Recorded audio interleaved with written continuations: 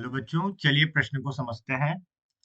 क्रांतिक कोण तथा पूर्ण आंतरिक परावर्तन की घटना को समझाइए। तो सबसे पहले हम देखते हैं यहाँ पर मुख्य अवधारणा। मुख्य अवधारणा में हम बात करेंगे कि जब कोई भी प्रकाश की किरण किसी सघन माध्यम से विरल माध्यम में जाती है। जब प्रकाश की किरण सघन माध्यम से विरल माध्यम में जाती है तो अभिलंब से अभिलंब से क्या होती है, जैसे मान लीजिए प्रकाश की किरण आई तो ये अभिलंब से क्या होती है, दूर हट जाती है। मतलब थोड़ी सी दूर हो जाती है। तो इसे क्या कहते हैं, हम अपवर्तन कहते हैं। इससे प्रकाश की किरण का क्या हो जाएगा, अपवर्तन हो जाएगा।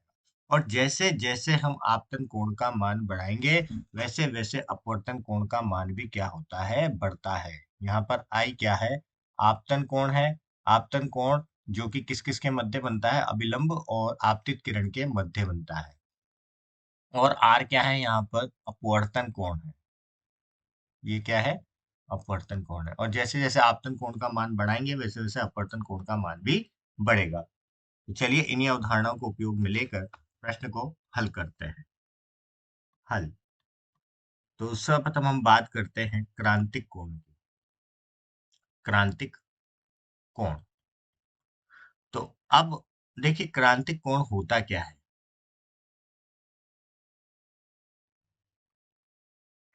अगर हम बात करें क्रांतिक कोण की, तो जब प्रकाश की किरण सघन माध्यम से विरल माध्यम में जाती है, ठीक है, सघन माध्यम से विरल माध्यम में जा रही है, तो क्या होता है, जैसे जैसे हम आपतन कोण का मान बढ़ाएंगे वैसे वैसे अपवर्तन कोण का मान भी क्या होगा, बढ़ेगा। ठीक है। तो अब ये प्रकाश की किरण कहाँ जा रही है, सघन से विरल में जा रही है। तो हमें पता है कि सघन माध्यम का घनत्व ज्यादा होता है कणों का, विरल माध्यम का कम होता है। तो प्रकाश की किरण सीधी जाने की बजाय अभिलंब से कुछ दूर हट जाती है। तो यहाँ से क्या होगा, ये अपवर्तन कोण बनेगा। अब ये अभिलंब से दूर हट जाती है। अभिलंब से जैसे आपतित किरण आएगी तो अभिलंब से कुछ दूरी पर हट जाती है। ठीक है, तो ये तो हो गई हमारी आपतित किरण। आपतित किरण। और ये हो गई है हमारी अपवर्तित किरण। अपवर्तित किरण। अब अब हमने क्या करा है, हमने आपतन कोण के मान को बढ़ा रहे हैं। तो आपतन कोण के मान को बढ़ाएंगे तो अपवर्तन कोण का मान भी बढ़ेगा।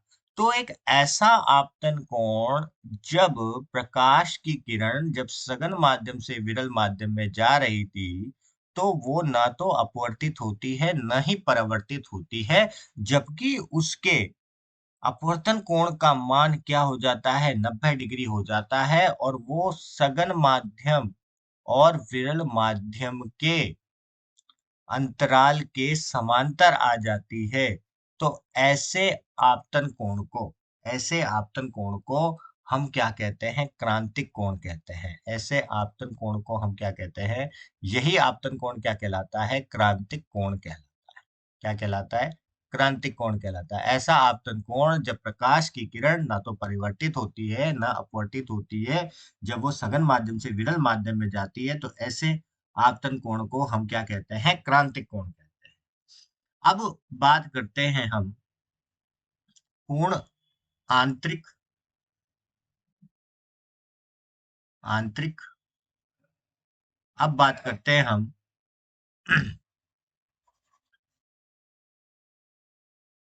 अब हम बात करते हैं पूर्ण आंतरिक परावर्तन की। पूर्ण आंतरिक परावर्तन की। तो अभी हमने बात करी क्रांतिक कोण की। तो अब ऐसी स्थिति आ गई है कि अगर हम आपतन कोण का मान देखिए, वापिस से हम देखते हैं कि जो प्रकाश की किरण है वो सघन माध्यम से विरल में ही जा रही है।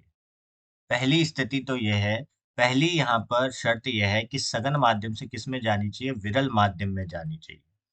और अगर मैं क्या करूँ कि जो आपतित किरण है, आपतित किरण है, उसका आपतित किरण के आपतन कोण का मान अगर मैं क्रांतिक कोण से अधिक कर दूँ, तो ये जो प्रकाश की किरण है, ये प्रकाश की किरण अपवर्तित होने की वजह क्या हो जाती है? परावर्तित हो जाती है, मतलब जिस माध्यम से आई थी, उसी माध्यम में चली जाती है।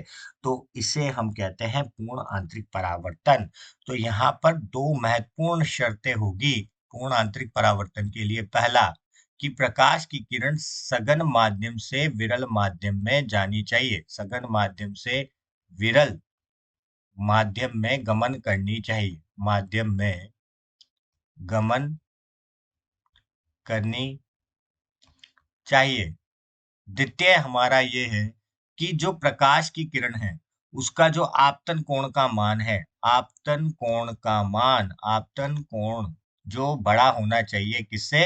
क्रांतिक कोण से। क्रांतिक कोण से आपतन कोण का मान ज्यादा होना चाहिए, तभी यह प्रकाश की किरण का क्या होगा? पूर्ण आंतरिक परावर्तन होगा। मतलब अगर प्रकाश की किरण सघन माध्यम से विरल माध्यम में जाती है, तो अगर उसके आपतन कोण का मान अगर क्रांतिक कोण से अधिक हो जाता है, तो प्रकाश की किरण अपवर्तित होने की बजाय क्या हो जाती है? परावर्तित हो जाती है, जिसे हम कहते हैं पूर्ण आंतरिक परावर्तन। तो मुख्य अवधारणा से हमने सिद्ध कर लिया है, तो मैं आशा करता हूँ आपको समझ आया होगा। धन्यवाद।